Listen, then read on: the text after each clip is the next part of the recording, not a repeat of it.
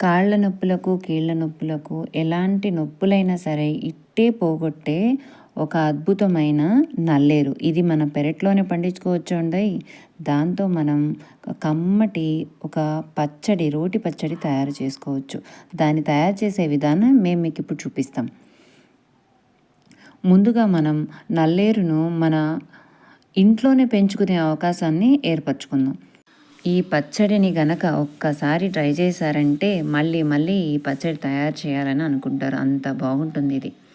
దీనికోసం మనము ఇంతకుముందు చెప్పినట్టుగా మన పెరట్లోనే ఆరోగ్యంగా ఆర్గానిక్ ఎలాంటి పెస్టిసైడ్స్ లేకుండా నేను నా పెరట్లో ఈ మొక్కని పెంచుతున్నాను. దీనికి పెద్ద శ్రమ అదేమి అవసరం లేదండి. కాసిన్ని నీళ్లు పోస్తే సరిపోతుంది అంతే. వాటి చిగుర్లను అంటే లేతగా ఉన్న కొమ్మలని మాత్రమే కట్ చేసి తెచ్చుకుందాం. చూసారా ఎంత లేతగా ఉన్నాయో.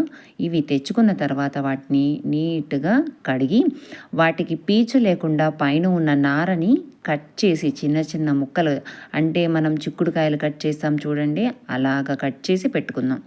ఆ తర్వాత ఇవి కూడా మన పెరట్లోవే పచ్చిమిర్చి, ఇవి కొంచెం కారంగా ఉంటాయి. ఈ కారానికి తగ్గట్టుగా ముక్కలని వేసుకుందాం. ఎప్పుడైనా అంతే కదండి, ఉప్పు కారము తగ్గట్టుగానే వేసుకుంటాం మనం తినేదానికి అవకాశానికి అనుగుణంగా. వీటిని నీట్గా కడిగి పక్కకు పెట్టుకుందాం. ఆ తర్వాత బాణీ పెట్టి దాంట్లో కొంచెం ఆయిల్ వేసి ఈ కడిగిన ముక్కలు అన్నీ కూడాను అందులో వేసి, అంటే పచ్చిమిర్చి, నల్లేరు ముక్కలు ఇవన్నీ కట్ చేసినవి అందులో వేసి బాగా వేగనివ్వండి. కాసేపు మూత పెట్టి మగ్గనిచ్చాక వేగాయి అనుకున్న తర్వాత వాటిని తీసి పక్కకు పెట్టుకోవాలి. లేదంటే అందులోనే ఒక 2 పెద్ద సైజు నాటు టమాటాలను కూడా యాడ్ చేయండి. నేను ఇంకొంచెము నిమ్మకాయ సైజు, చిన్న నిమ్మకాయ సైజు అంత చింతపండు వేసి మగ్గనిచ్చాను.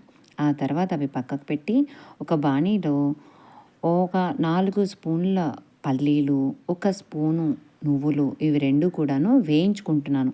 అవి దోరగా వేగనిస్తేనే అప్పుడే టేస్ట్ ఉంటుంది. దోరగా వేగనిచ్చిన తర్వాత వాటిని తీసి మిక్సీలో వేసుకోండి.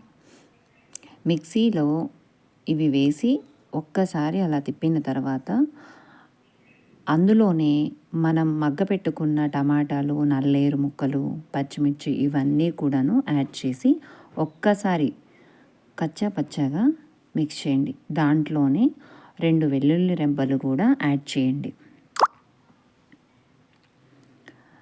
మిక్సీ మెత్తగా రుబ్బుకోకుండా కొంచెం బరకగా రుబ్బుకోండి.